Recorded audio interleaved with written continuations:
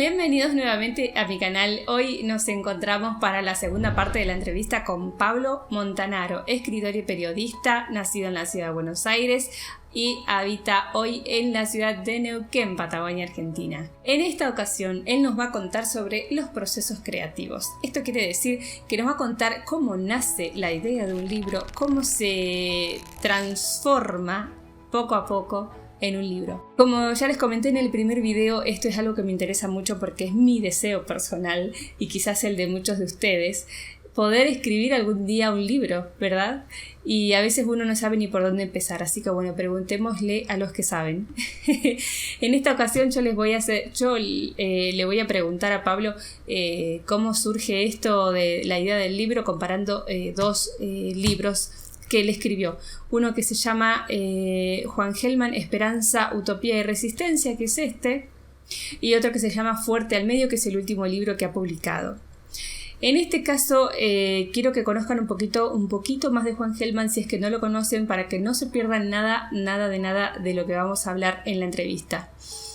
Veamos, dice: considerado en la actualidad uno de los mayores poetas de habla castellana, Juan Gelman ha construido una obra fundamental que lo ha llevado a ser nominado año tras año para el Premio Nobel de Literatura.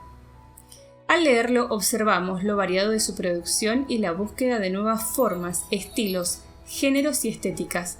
En ese amplio contexto, lo maravilloso de la vida cotidiana, la preocupación por lo político y lo social conforman el latir de su poesía. Gelman sigue siendo un poeta que no ha abandonado el ejercicio de la palabra con intención de justicia artística y social. Precisamente su lírica volcada a la denuncia de la injusticia lo ha transformado en receptor de los dolores ajenos. Pero no por eso debemos encuadrar su obra en lo que se define como literatura testimonial o comprometida. Con la poesía, Gelman sobrevivió a los dolores y las tragedias personales. En este punto ha sido esencial su encuentro con San Juan de la Cruz, el gran poeta místico del catolicismo y de la lengua castellana, porque en él halló lo sagrado de la vida cotidiana, que es también decir lo misterioso. La derrota o fracaso del proyecto de cambiar el mundo, o al menos su país, del que Gelman participó en forma activa, lo llevó a cubrir ese espacio con palabras, pero no a modo de justificación o simple conformismo. Su vida y obra reflejadas en esta guía básica de lectura permiten descubrir el itinerario vital y poético de un creador fundamental de este tiempo. Pues bien, ese es Juan Gelman. Como bien recuerdan de la anterior entrevista, del anterior video, Juan Gelman fue uno de los escritores que marcó la madurez de Pablo Montanaro, así que los invito a escuchar qué más tiene para decir sobre este libro y cómo surgió. Recuerden que en Instagram van a ir saliendo otros pedacitos que no están en estos videos de YouTube, que son perlitas, no se las pueden perder. Vayan a Instagram, les dejo la dirección aquí abajo. Y si les gusta este proyecto de entrevistar a autores para que nos cuenten cómo es esto de escribir un libro, por favor denle like para apoyar la idea. Muchísimas gracias por ver y compartir. Nos vemos al final del video. Yo te quería preguntar cómo es un proceso creativo, por ahí ayudándote de la comparación entre cómo surgió, cómo nace el libro Fuerte al Medio y el de Gelman, que por ahí es otro tipo de libro, y cómo surge el deseo y después la formación del libro en sí.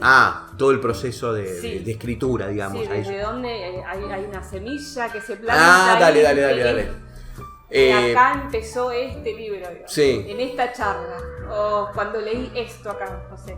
Creo que en la poesía el proceso creativo o la producción de un libro de poemas o de hacer un libro surge a partir de una necesidad, ¿no? Hablábamos de lo emocional. Los poemas van surgiendo, uno los vas escribiendo, los vas guardando y en algún momento los relees y decís, qué bueno esto. Hay algo. Y ahí armas por ahí un libro de poemas o no.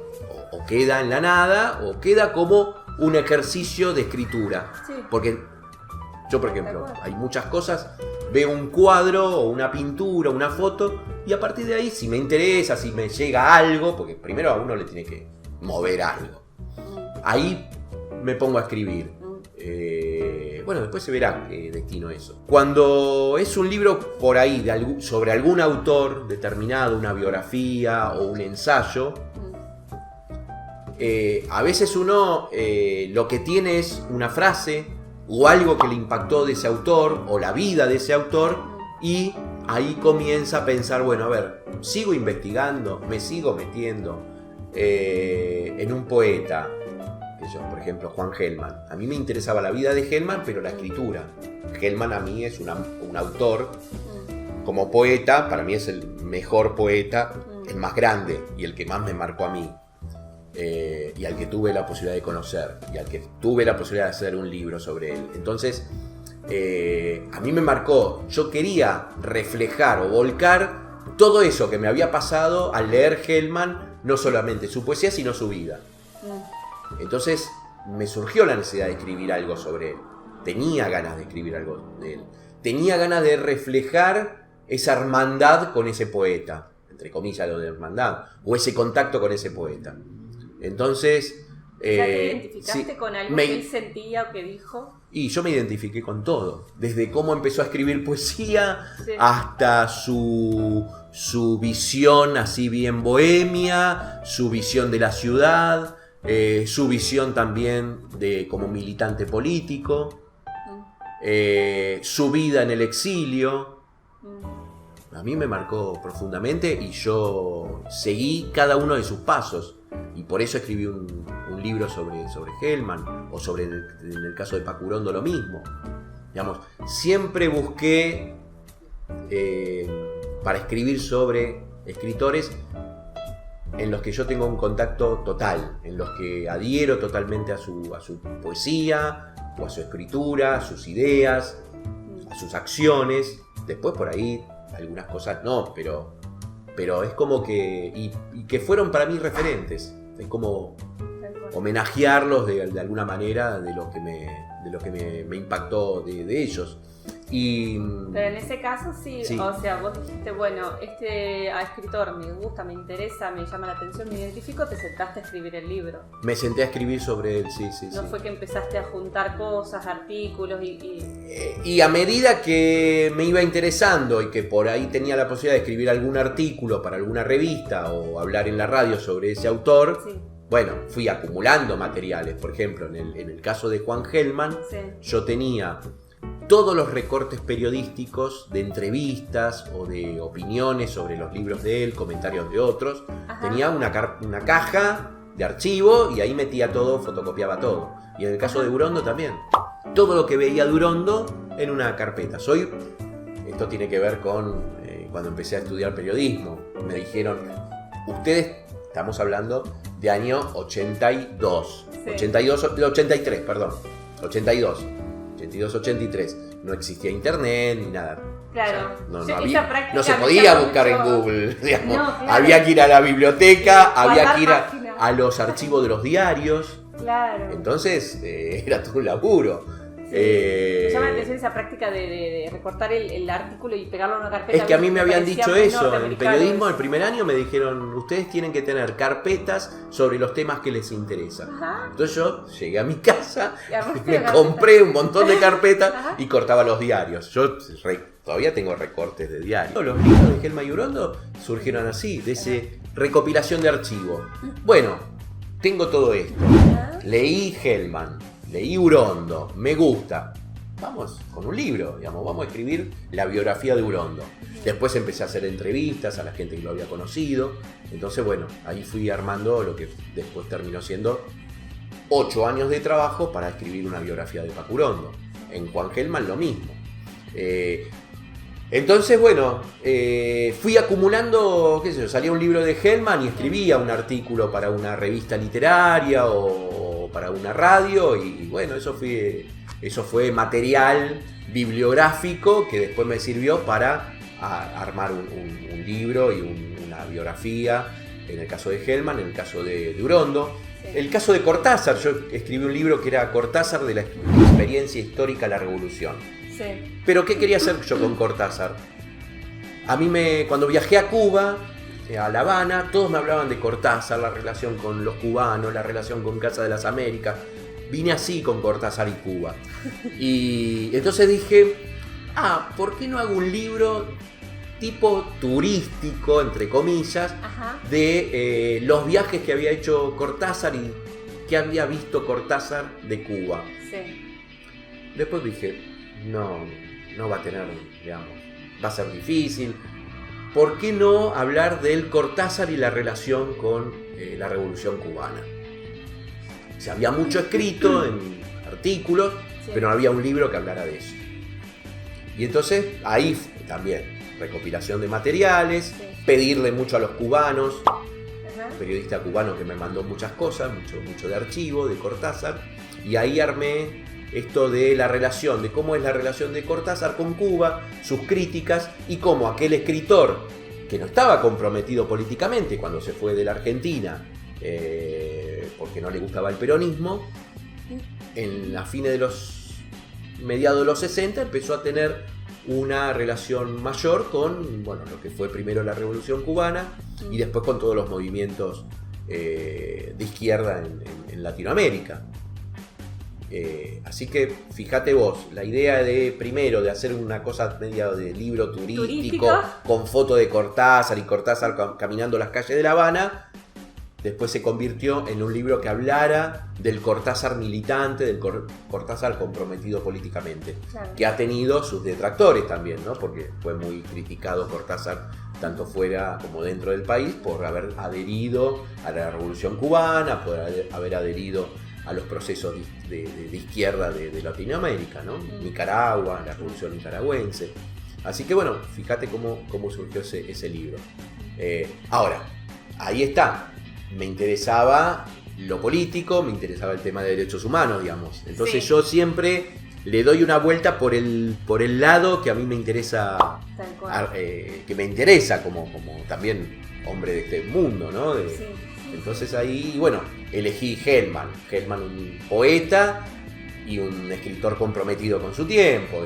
Sufrió el exilio, comprometido, militante político. Y en el caso de Urondo también, un gran poeta, gran periodista, también militante político que, dio su vida por esa revolución que nunca se hizo, ¿no?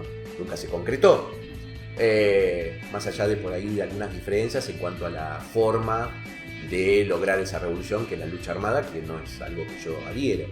Entonces también ahí ves que donde por ahí me siento más cómodo, pero donde más me interesa tocar a estos autores. Sí. Y Osvaldo Soriano lo mismo, digamos, alguien que cuando vivió acá en Cipolletti, en la zona, que era muy joven, en su parte de su infancia y su adolescencia, su preadolescencia, en realidad, ¿cómo influyó tanto la Patagonia y los paisajes patagónicos y esa cosa futbolera en un muchacho que no escribía en ese entonces, le gustaba jugar al fútbol? Después se convirtió en un gran escritor, un gran periodista, pero todo ese germen estaba ahí en lo que él vivió en Cipolletti, ¿no? Y sus grandes relatos tienen que ver con su etapa en la Patagonia. Tenemos que cerrar esa idea con Fuerte al Medio. Perdón, a ver, Fuerte al Medio. ¿Qué pasó con Fuerte al Medio? ¿Cómo surgió? Claro. Surge así, siempre con un montón de colegas, de periodistas, hablamos del tema de fútbol, literatura, Galeano, Fontana Rosa, Sacheri, qué bien que escriben, qué bárbaro, Soriano, y... Con grupo de amigos. Son amigos, sí, colegas, amigos. Ajá. Y entonces, un día estábamos, yo le hago una entrevista a Sacheri para LU5 en la Feria del Libro de Neuquén. Sí. Y me encuentro a la salida de esa entrevista con Jordi Aguiar, que es un periodista de acá. Y hablamos de Sacheri, ¿sabes qué dijo? Me dijo tal cosa. Y seguimos hablando de las cosas que a nosotros nos gusta del fútbol y la literatura. Y dijimos, ¿vos tenés algo escrito de literatura de fútbol? Sí, me dice Jordi, yo también. ¿Por qué no lo hacemos? Nos juntamos y hacemos un libro. Dejemos de hablar, de tomar café y hablar de estos autores. Y ahí sí surgió la idea de, reunamos 5 o 6 que hemos escrito algo de fútbol. y literatura y hagamos un libro. Bueno, a mí me quedó eso. Esto fue hace 1 año y medio, más o menos, en la Feria del Libro, no del 2019, en el 2018 fue. Y ahí empecé a pensar, a ver, de los periodistas, escritores conocidos, a ver quién escribió algo de fútbol, algún relato, algún cuento, alguna historia. Sí. Y ahí empecé a contactarme. Mirá, tengo pensado hacer esto, nunca lo había visto acá en Neuquén, en la zona. Y ahí fui captando algunos que sabía que tenían algo escrito. Entonces le digo, mándamelo, hay un proyecto, tengo la idea de hacer esto. Bueno, se fueron juntando y se fueron entusiasmando, se armó un grupo de WhatsApp y yo empecé a recopilar todo eso.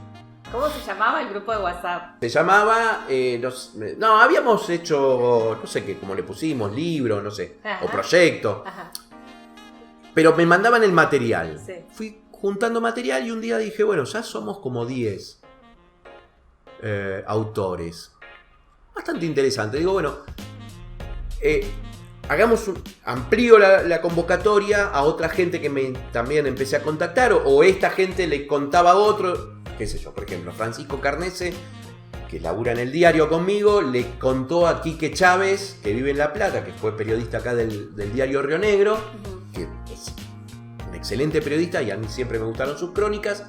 Le dijo, mirá, estamos con un proyecto con Pablo Montanaro. Sí, Pablo lo conozco. De fútbol. Bueno, sí, yo tengo cosas escritas. Entonces me mandó y se fue, digamos, pasando de boca en boca. Pero siempre acotado, no hacer una convocatoria pública ni nada. Entonces, bueno, llegó un momento que también yo no había leído nada de mujeres que escribieran sobre fútbol. Porque estaba esa cuestión también, sí, ¿no? Sí. Estamos, el fútbol femenino, los derechos de las mujeres, todo eso. Sí. Digo, entonces la llamo a una escritora de acá, una poeta, Karina Rita Medina, le digo, mira, dame una mano, estamos haciendo este proyecto, una antología de relatos futboleros. ¿Hay alguna poeta, alguna escritora? ¿Conoces a alguien que haya escrito algo de fútbol? Sí, me dice. Te puedo dar 2 nombres, bárbaro. Y me dio el de Edith Galarza, la poeta Edith Galarza, y Gabriela Neminia. Yo a Edith la conocía como poeta, pero no había leído nada de fútbol de ella. Y tenía un texto. Y Gabriela Neminia no la conocía personalmente, la había escuchado que era docente y todo eso. Y cuando hablé con Gabriela me dice, sí, te mando, yo soy recontra futbolera. Así que bueno, en el grupo cuando puse que iban a participar 2 mujeres hubo como festejo, ¿no? Sí, porque bueno, viste, era algo importante. Bien, entonces reunimos en un momento 20 autores. Yo les dije a cada uno, bueno, de un texto a 3, hasta máximo 3. Y así fui juntando el material, los textos. Hubo todos unos meses donde hubo correcciones, gente que me decía, no, mándamelo de nuevo porque él hice correcciones nuevas, bueno, todo. Así que, como editor, como cabeza de este grupo, digo, bueno, pongamos una fecha, porque si queremos publicarlo, si no va a ser eterno, después juntamos el material, sí. Había material de 20 autores, dijimos 20 autores porque si no es complicado después, y ahí dijimos, bueno, ahí surgió, empezó en el grupo, qué título le damos al libro. Hubo 2 o 3, y a mí me gustó Fuerte al Medio, que yo tiré Fuerte al Medio, gustó, otro y quedó Fuerte al Medio. Me parecía que reflejaba esto de esta acción futbolística de cuando uno tiene un penal, digamos, o tiene que patear fuerte al medio, patearlo para asegurarlo. Así que bueno, pegaba. Sí. Y para muchos era la primera vez que iban a publicar, para otros no, que ya tenemos algunos libros publicados. Así que fue una experiencia interesante y se armó un grupo muy lindo de gente. Fue espectacular y todavía seguimos y ya estamos pensando en un Fuerte al Medio 2021.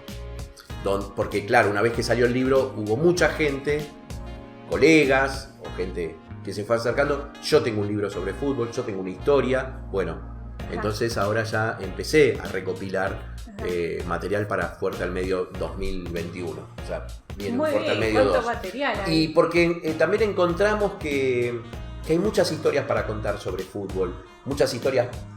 El libro tiene historias personales, ficción, relatos, cosas que tienen que ver con la ciudad, cosas que tienen que ver con el fútbol más de fin de semana, de amigos. O sea, lo que tiene el fútbol es eso, ¿no? Y confluyen muchas historias de vida y confluyen cosas cotidianas, la cosa de las relaciones, las cosas de los amigos, las cosas, bueno, de ahora también el papel de la mujer o el lugar de la mujer.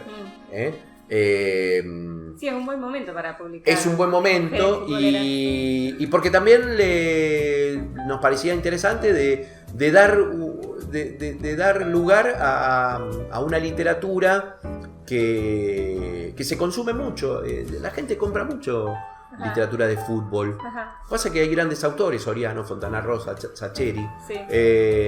Y quizás también acerca a los jóvenes esto también, porque nosotros una vez que salió el libro empezamos a ir a los clubes de fútbol, a las divisiones inferiores de los clubes, a leerles textos propios de Fuerte al Medio a los chicos que juegan hoy en los equipos acá de Neuquén. Y para muchos era la primera vez que escuchaban un cuento de fútbol.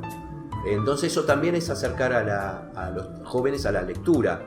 Juegan al fútbol, les gusta el fútbol, bueno, empezá a leer literatura de fútbol. Digamos, hay una conexión, el fútbol y la literatura, entonces lo conectás con la lectura. Sí. Eso es fundamental. Y hemos hecho sorteos, vamos, para que los chicos se lleven 2 ejemplares del libro, ¿no? Entonces eso también entusiasmó. Así que estuvimos en el Club Pacífico, en Independiente, en Atlético Neuquén, y durante este año vamos a seguir yendo a los clubes a leerles cuentos de fútbol. Muchísimas gracias por venir. Me encantó charlar con vos y conocer más sobre tu historia, sobre tus gustos, sobre la literatura. Eso me encantó. Y bueno, los procesos creativos que también me fascinan. Nos has abierto una puerta, sobre todo con el tip de la carpeta, que lo voy a hacer. Me encantó. Bueno, uno lo puede hacer en la computadora, ¿no? Por algo hay carpetas. Personalmente prefiero el papel. El papel. No sé por qué, pero prefiero el papel, pero bueno, obviamente que para la lectura yo creo que todo dispositivo, o sea, cambian los formatos en todo caso. Lo bueno es cuando vos estás con el texto, estás con el autor y con esa historia que te está contando. Por ahí pasa la conexión, sea en papel, sea en digital, sea en una tablet o en un celular. Eso es lo importante. Bueno, muchas gracias. No, a vos. Y aquí termina la segunda y última parte de la entrevista a Pablo Montanaro. Personalmente disfruté muchísimo de conversar con Pablo y todas las ideas que me dio, y me dan muchísimas ganas de volver a ponerme a escribir. Déjenme en los comentarios si quieren hacer alguna pregunta para el autor, y no se olviden de dar me gusta al video y compartir con la gente que pueda estar interesada. Espero que lo hayan disfrutado mucho y nos vemos en el próximo video.